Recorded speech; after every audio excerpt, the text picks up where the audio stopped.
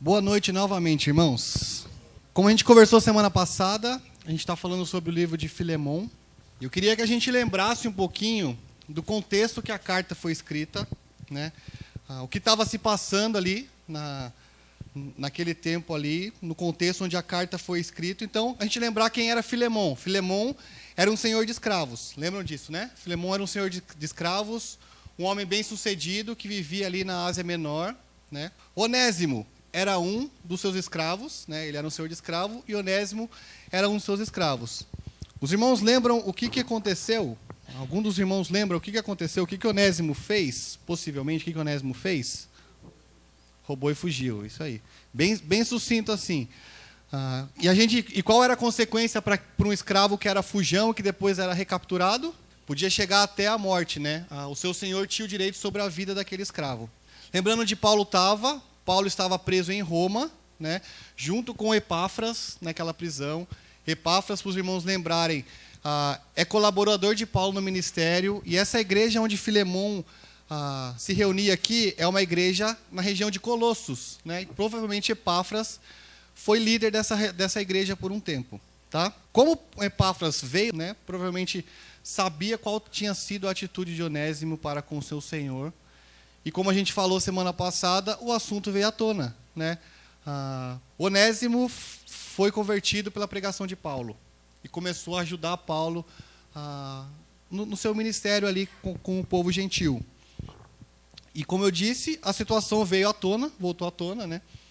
O que a gente faz agora, né? Ele é nosso irmão em Cristo agora, né? Ele se converteu ao Evangelho, mas ele tem uma dívida com o seu senhor Filemon, né? E o que a gente faz? A gente manda ele de volta para Filemon, a gente mantém ele aqui porque ele é um colaborador muito bom, ele tem ajudado, tem sido fiel, tem sido piedoso. Filemon era reconhecido por quê? Os irmãos lembram que a gente leu nos primeiros 7 versículos? Por que Filemon era reconhecido? Quais eram as características de Filemon? 2 características. Uma referente a quem ele era, ou ao modo de agir dele, da forma que ele pensava, e outra aquilo que ele fazia em virtude disso. Os irmãos lembram?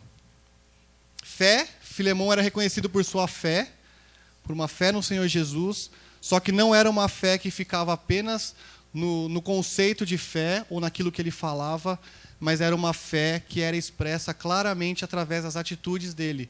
E a atitude mais marcante que a gente vê na vida de Filemon, e Paulo fala aqui, era o amor que ele tinha para com todos os santos, para com todas as pessoas. Ele reanimava o coração dos santos, é isso que termina o versículo 7 dizendo, né, que Paulo reanimava o coração dos santos. E a gente vai chegar no ponto da carta onde a gente vai conversar hoje. Então, pensando um pouquinho nesse contexto, eu queria que os irmãos tentassem imaginar a história, né? Tentassem voltar 2000 anos atrás e tentassem imaginar a história. Pensa que você é Filemon, você é um senhor bem-sucedido, que tem vários escravos, né? E um desses seus escravos te rouba, e de repente Paulo, que foi o cara que pregou o evangelho para você, te manda ele de volta e manda uma carta junto pedindo algumas coisas. Eu queria que você imaginasse por um tempinho aí. O que passaria na sua cabeça? Não é para falar, tá? Só imagina. Dá para imaginar que Filemon, ou se a gente se colocasse no lugar de Filemon, eu acho que eu ia querer dar uns tapas no Onésimo, né? Desculpe a palavra, mas pensando na nossa humanidade, possivelmente essa seria a atitude mais natural que todos nós faríamos. A gente ia querer ser ressarcido pela dívida que Onésimo teve com a gente ia querer que ele tivesse a punição que cabia a ele pela época, provavelmente. Eu queria que os irmãos lessem do versículo 8 até o versículo 25. É um trecho longo, tá, irmãos? Mas ele é bem direto, a gente vai conversar um pouquinho sobre esse trecho, tá? E a gente vai ver, e eu queria que os irmãos pensassem nisso, porque Paulo termina o versículo 7 dizendo que Filemon era reconhecido por sua fé e por seu amor. Mas possivelmente, irmãos, ele teria que passar por uma prova, né, por um teste de fogo, para ver se realmente ele era esse cristão que realmente amava o próximo, que tinha essa fé, que reconhecia que era piedoso. Eu vou ler na minha versão, tá? Eu estou com a NVI, mas os irmãos podem acompanhar aí, tá? Tenta, enquanto vocês estão ouvindo, né, tentar imaginar um pouquinho o que está se passando lá. Por isso, mesmo tendo em Cristo plena liberdade para mandar que você cumpra o seu dever, prefiro fazer um apelo com base no amor. Eu, Paulo, já velho e agora também prisioneiro de Cristo Jesus, apelo em favor de meu filho Onésimo, que gerei enquanto estava preso. Ele antes lhe era inútil, mas agora é útil, tanto para você quanto para mim. Mando-o de volta a você, como se fosse o meu próprio coração. Gostaria de mantê-lo comigo, para que me ajudasse em seu lugar enquanto estou preso por causa do Evangelho. Mas não quis fazer nada sem a sua permissão, para que qualquer favor que você fizer seja espontâneo e não forçado. Talvez ele tenha sido separado de você por algum tempo, para que você o tivesse de volta para sempre. Não mais como escravo, mas acima de escravo, como irmão amado. Para mim, ele é um irmão muito amado, e ainda mais para você, tanto como pessoa quanto como cristão. Assim, se você me considera companheiro na fé, receba-o como se estivesse recebendo a mim. Se ele o prejudicou em algo ou lhe deve alguma coisa, ponha na minha conta. Eu, Paulo, escrevo de próprio punho, eu pagarei. Para não dizer que você me deve a própria vida. Sim, irmão, eu gostaria de receber de você algum benefício por estarmos no Senhor. Reanime o meu coração em Cristo. Escrevo-lhe certo de que você me obedecerá, sabendo que fará ainda mais do que lhe peço.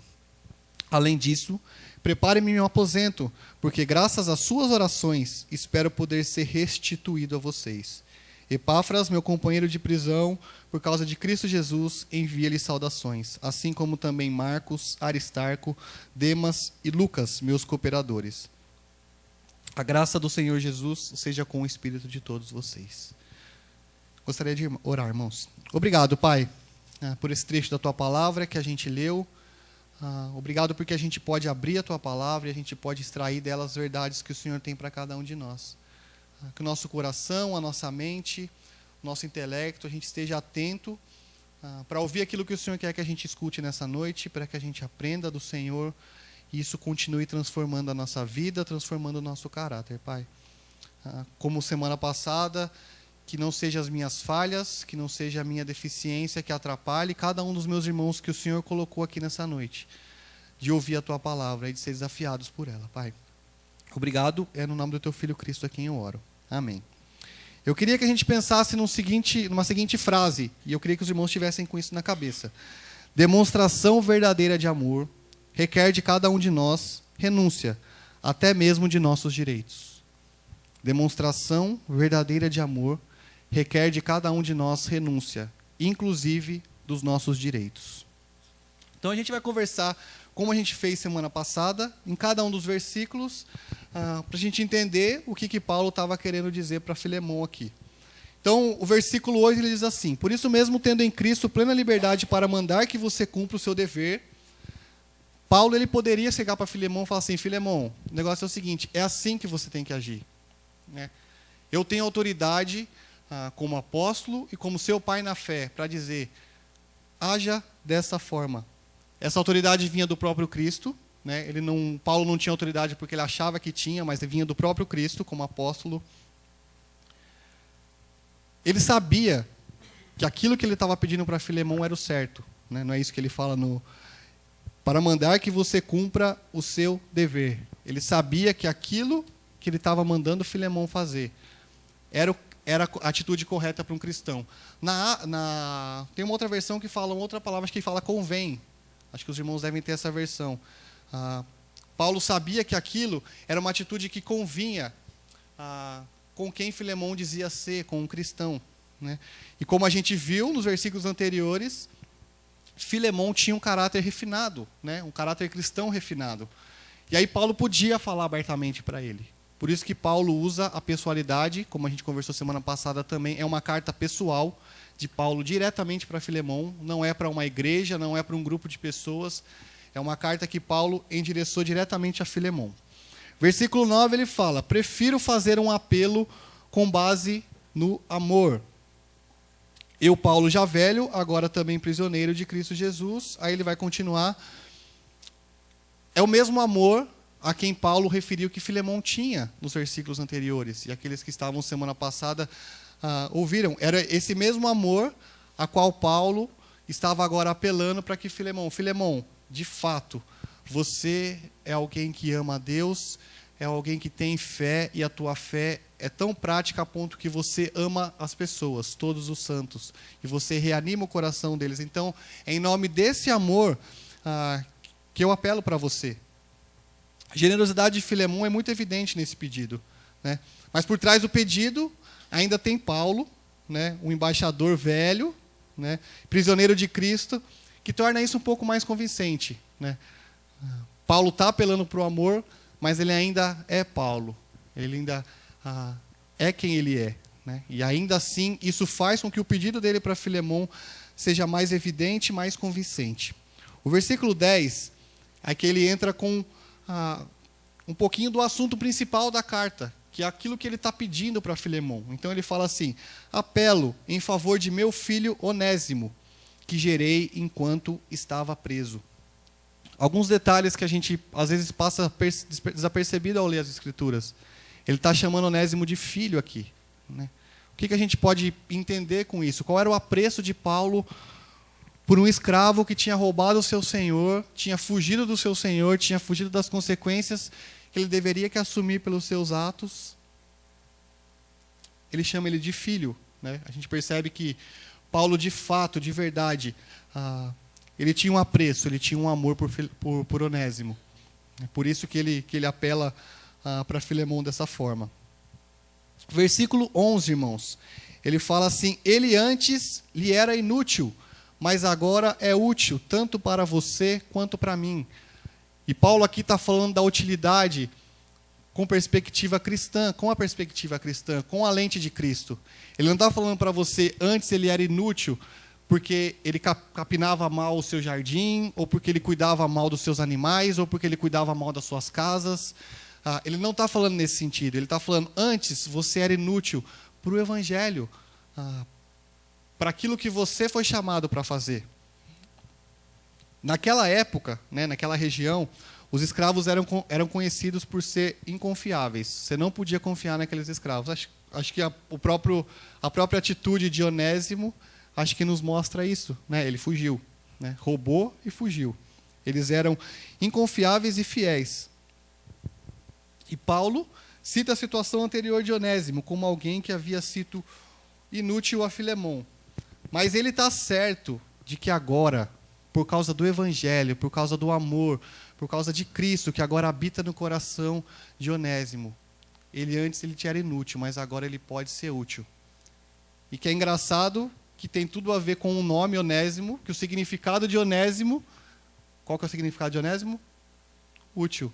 Esse é o significado do nome Onésimo, útil. E a gente tem sido útil para alguém? A gente tem sido útil para o corpo? Eu gosto de fazer as perguntas, como semana passada, para a gente poder pensar um pouquinho na prática da nossa vida, né? Aqui, Paulo está dizendo para Filemão que Onésimo, antes, ele fazia tudo o que você queria que ele fizesse para você. Ele estava ao seu dispor, ele era seu escravo, mas ele era inútil. Agora ele está longe de você, ele fugiu de você, ele está longe de você, mas ele pode ser útil a você. E a gente? A gente tem sido útil? A gente tem sido útil para alguém que está passando uma dificuldade, para alguém que está doente, para alguém que está passando uma dificuldade financeira, para alguém que... São coisas que fazem parte do nosso dia a dia. A gente tem sido útil para o corpo de Cristo? E quando eu falo a gente tem sido útil para o corpo de Cristo, eu levanto a mão dizendo, eu preciso fazer alguma coisa pela igreja? Eu estou dizendo aqui, irmãos, que a gente senta no banco da igreja e a gente espera o pastor, o líder de louvor, o líder dos jovens, o líder das mulheres, o líder de oração, ir na direção dos irmãos e falar assim, eu estou precisando de ajuda. Mas o chamado é para que a gente seja útil e a gente se disponha a servir ao corpo, a servir aos irmãos, de forma útil. Para quê? Para Cristo. É isso que Paulo está falando aqui. Versículos 12 a 14, a gente vai ver um pouquinho dessa devolução de Onésimo por Paulo. Revela que ele cria e confiava que a resposta de Filemão deveria ser amável e de boa vontade. Paulo ele demonstra que ele tinha certeza de que Filemon ouviria o que ele estava falando e de boa vontade ele tomaria a decisão certa, né? E a gente pode ler juntos os versículos de 12 a 14, que ele diz assim: mando-o de volta a você, como se fosse o meu próprio coração. Gostaria de mantê-lo comigo, para que me ajudasse em seu lugar enquanto estou preso por causa do Evangelho.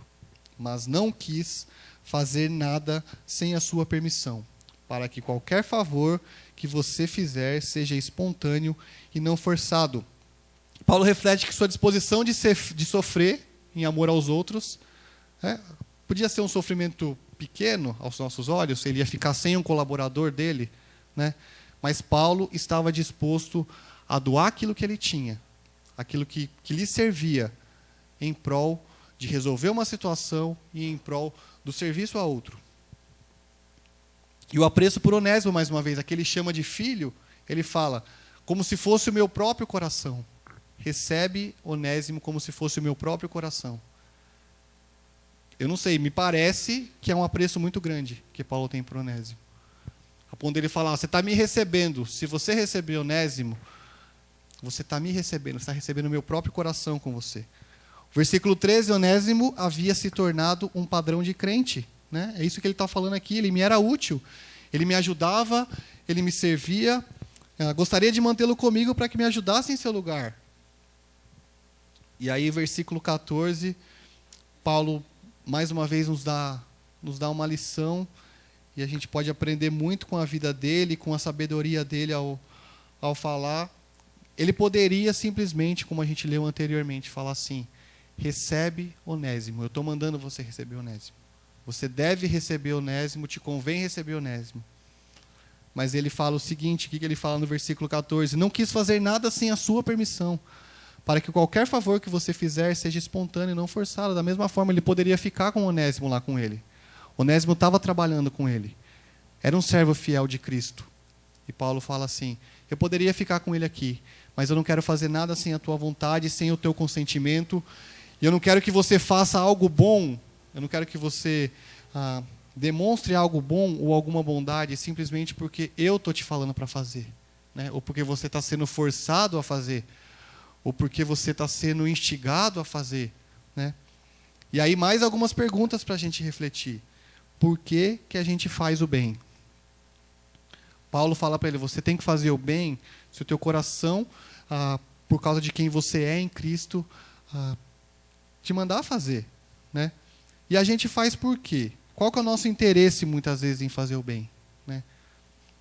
Por que a gente faz o bem? Será que é porque a gente simplesmente entende que a gente deve fazer, porque Cristo habita no nosso coração e nos manda fazer, como crentes no Senhor, ou porque a gente tem algum interesse por trás, né? Muitas vezes a gente tem a opção da escolha certa, como o Filemon ia ter aqui, né? Ele ia ter a opção, né? E agora, o que eu faço? Recebo ele como devo receber ou pago a ele tudo que eu devo pagar para ele, tudo que ele merece? Ele tinha a opção de fazer a escolha certa, a escolha que agrada a Deus. E a gente? E aí a gente pensar do outro lado também, né? A gente pensar do lado contrário da história. Por que a gente, muitas vezes, a gente quer forçar as pessoas a fazer aquilo que a gente acha que é bom? Ou aquilo que a gente acha que a gente deveria fazer? Paulo não está fazendo isso. Paulo sabia o que era bom. Mas ele não está falando para ele assim, você vai fazer o que é bom porque eu estou te falando. E a gente é assim, irmãos. A gente é assim. Eu sou assim. Eu sou assim em casa. Eu sou assim muitas vezes quando a gente está em grupo fazendo algumas coisas. Eu quero que a minha palavra seja a última. Eu quero que as minhas certezas sejam as mais certas. Que eu seja o dono da verdade. A gente tem síndrome do dono da verdade. Eu acho que quem não tem está mentindo. Quem falar que não tem síndrome de dono da verdade está mentindo. Porque a gente acha que a nossa percepção sobre as coisas, os nossos conceitos são sempre melhores ou mais ajustados que os outros. E Paulo está fazendo o contrário. Ele está falando para Filemon, você sabe quem você tem a palavra de Deus, você tem Cristo no seu coração, você tem que escolher, né, fazer o bem. Simplesmente porque você é cristão, não porque eu estou falando, não porque você vai levar alguma vantagem ou alguma desvantagem, né? Porque a gente tem que pensar nisso também. Tem aquele lado da vantagem, mas a gente pode levar alguma desvantagem. Mas é porque você é cristão, por causa de Cristo. É por isso que você tem que fazer o bem. Versículo 15, irmãos. Ele fala assim, 15 e 16 eu vou ler, tá? Ele fala assim: talvez ele tenha sido separado de você por algum tempo, para que você tivesse de volta para sempre. Não mais como escravo, mas acima de escravo, como irmão amado. Para mim, ele é um irmão muito amado, e ainda mais para você, tanto como pessoa, como cristãos. O que a gente consegue perceber aqui? Os irmãos conseguem perceber algum atributo de Deus que Paulo está deixando muito claro aqui, que ele sabe o que ele está expressando com esses versículos? Algum irmão se arrisca? Misericórdia, não. Amor, também não. Também não. Vamos ler de novo. Talvez ele tenha sido separado de você por algum tempo, para que você o tivesse de volta para sempre. Você acha que Paulo, presciência ou soberania, você acha que Paulo está pensando na soberania de Deus sobre isso? Você acha que Paulo está afirmando aqui, sabe tudo isso que está acontecendo? Essa história toda que está acontecendo, que a gente está conversando aqui? É por causa da soberania de Deus, porque Deus quis que fosse assim.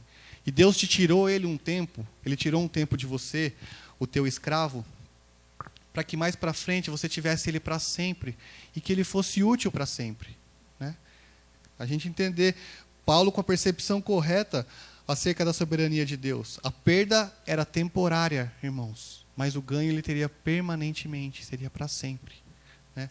E aqui, quando ele fala assim, no versículo 16, não mais como escravo, mas acima de escravo. Aqui Paulo não está falando para ele assim: Filemão, quando ele voltar, ele não vai ser mais seu escravo. Ele não está falando isso para Onésimo. Onésimo não vai ser mais seu escravo. Mas ele está falando assim: quando Onésimo voltar para você, você não deve tratá-lo mais como escravo. Acima de tudo, como irmãos em Cristo.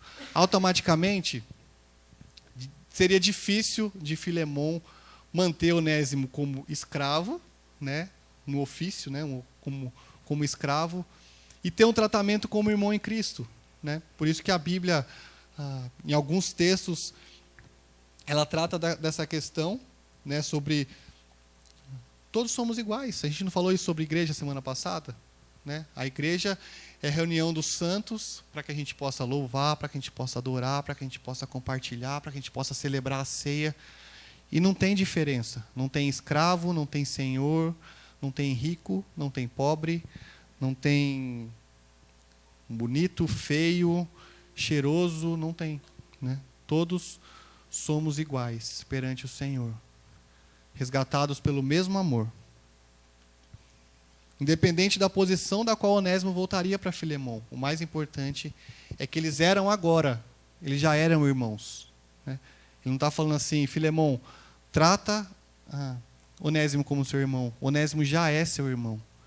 Ele aceitou a Cristo como Senhor e Salvador da vida dele. Ele é teu irmão em Cristo. Versículo 18, irmãos. Se ele prejudicou em algo ou lhe deve alguma coisa, ponha na minha conta. Eu acho isso muito interessante a gente pensar nisso. Paulo está falando, é tudo no meu nome, né?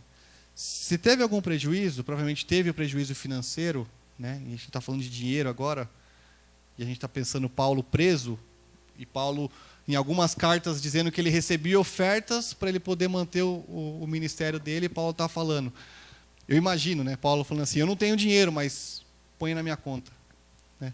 Sabe o dinheiro que ele te roubou? Sabe o prejuízo que Onésimo te causou? Eu vou pagar, né? Põe na minha conta. Não cobra dele não, pode cobrar de mim, eu vou pagar. E aí ele fala assim: eu, Paulo, escrevo de próprio punho, eu pagarei. Mas aí Paulo dá uma cutucadinha em Filemão, né? Porque ele fala assim: mesmo, apesar de que você me deve a própria vida, né? Mais ou menos assim. Ele está falando assim: você me deve a sua própria vida, mas eu não estou cobrando isso de você. Eu não estou cobrando de você a sua própria vida. Você me deve, né?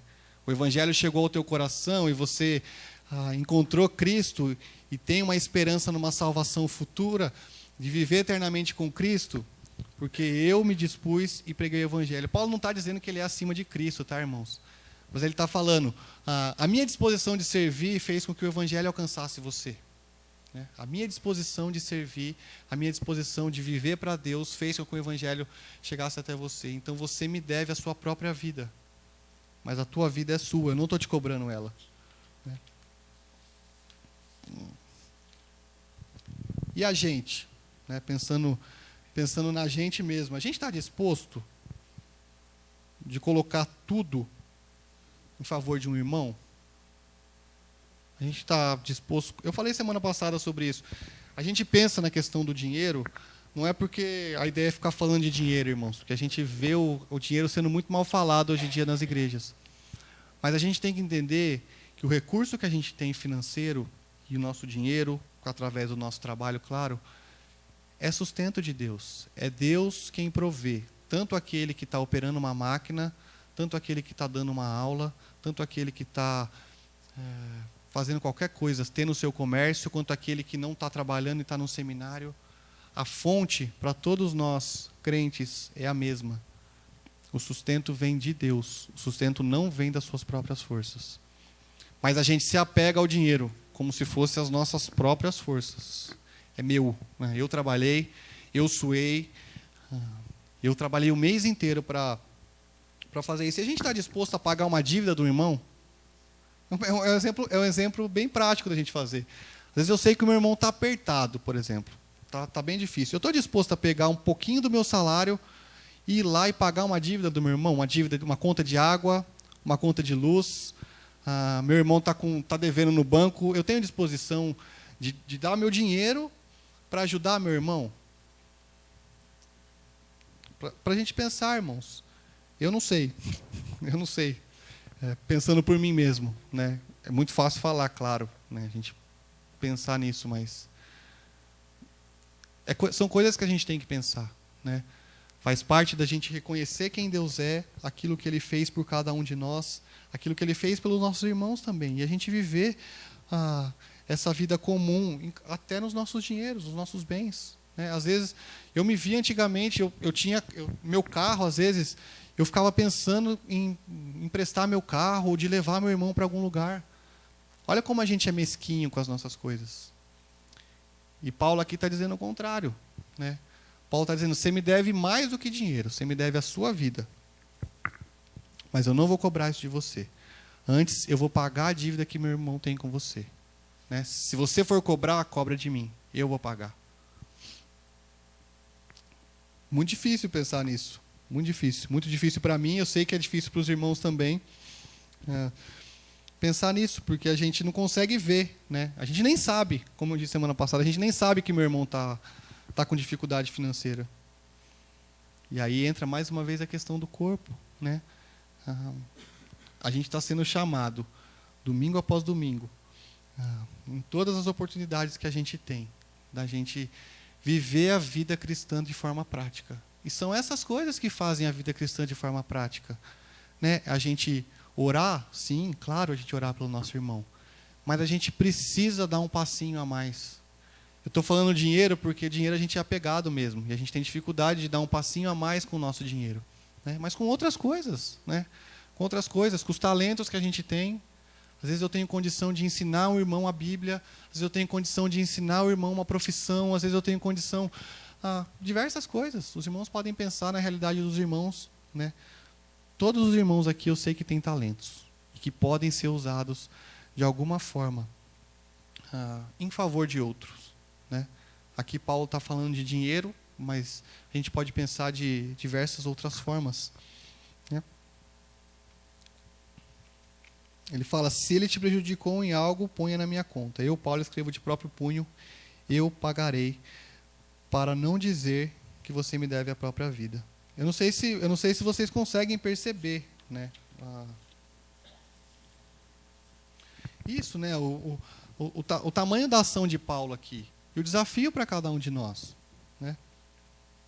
É como se fosse, pensando agora, é como se fosse Paulo coloca a nota promissória dele para Filemão. né? Paulo está dando a nota promissória dele para Filemon. Você me deve a sua própria vida. Mas vamos deixar isso de lado, né? Vamos deixar esse assunto de lado. Eu pagarei o que Onésimo te deve. Versículos 20 e 21, irmãos. Sim, irmão, eu gostaria de receber de você algum benefício por estarmos no Senhor. Reanime o meu coração em Cristo. Escrevo-lhe, certo de que você me obedecerá, sabendo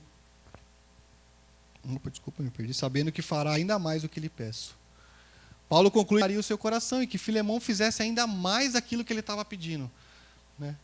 Isso era o que Paulo achava ali. Eu sei que você vai me obedecer, mas eu sei que você vai fazer mais do que isso, né? E essa atitude, claro, reanimaria o coração de Paulo, e seria mais um coração que Filemon reanimaria na sua caminhada.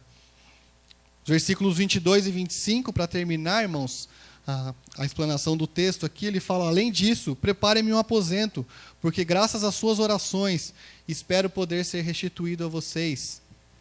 Epáfras, meu companheiro de prisão, por causa de Cristo Jesus, envia-lhe saudações, assim como também Marcos, Aristarco, Demas e Lucas, meus cooperadores. A graça do Senhor Jesus Cristo seja com o espírito de todos vocês. Eu acho legal que Paulo começa a carta, né? Ele começa a falar com Filemon aqui, e ele fala no versículo 3, a vocês graça e paz. E ele termina a carta desejando a mesma coisa, a graça esteja com vocês. Saudações de Paulo, que estavam com ele no ministério, e ele termina a carta assim como começou, como eu falei, pensando na graça. Eu queria que a gente pensasse em algumas coisas para a gente mesmo, né? O que a gente pode aprender com essa carta, né?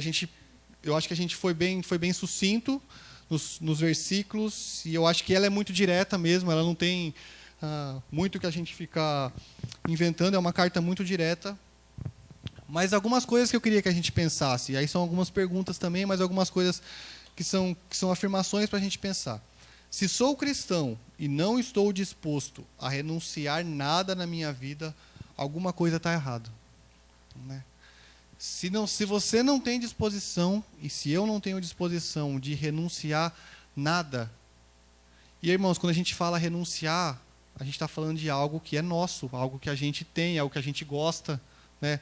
Não é renunciar, eu não gosto de fígado, tem fígado na casa do meu irmão, eu não vou comer fígado, eu deixo o fígado para o irmão. Não é disso que ele está falando, né? Eu amo picanha, mas só dá picanha para um irmão comer. Eu vou renunciar a picanha para o meu irmão. É um exemplo bem simples, mas é disso que ele está falando.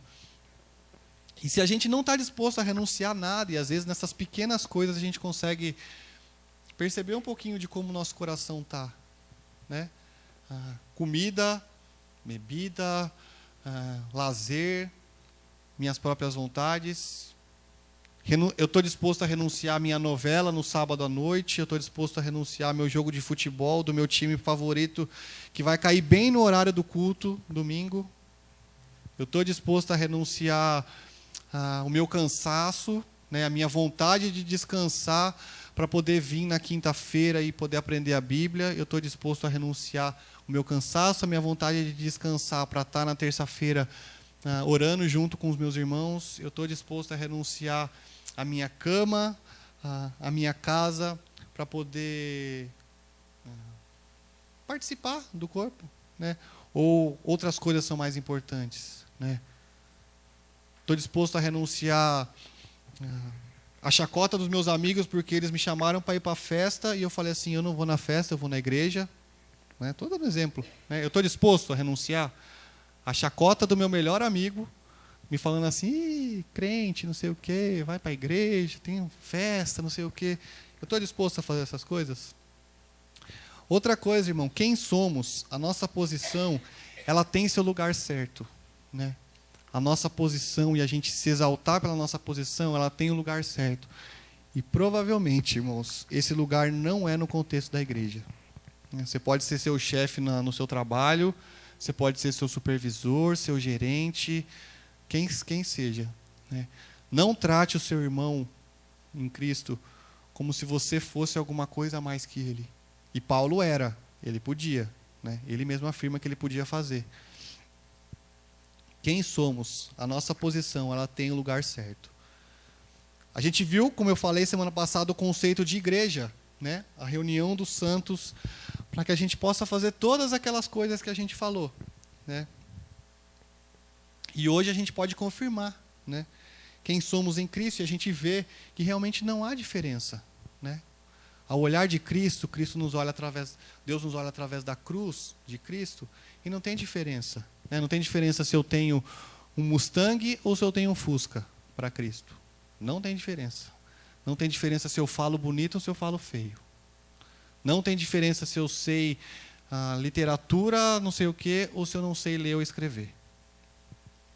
Não são essas coisas que Cristo importa e aquilo que Ele quer de nós como igreja.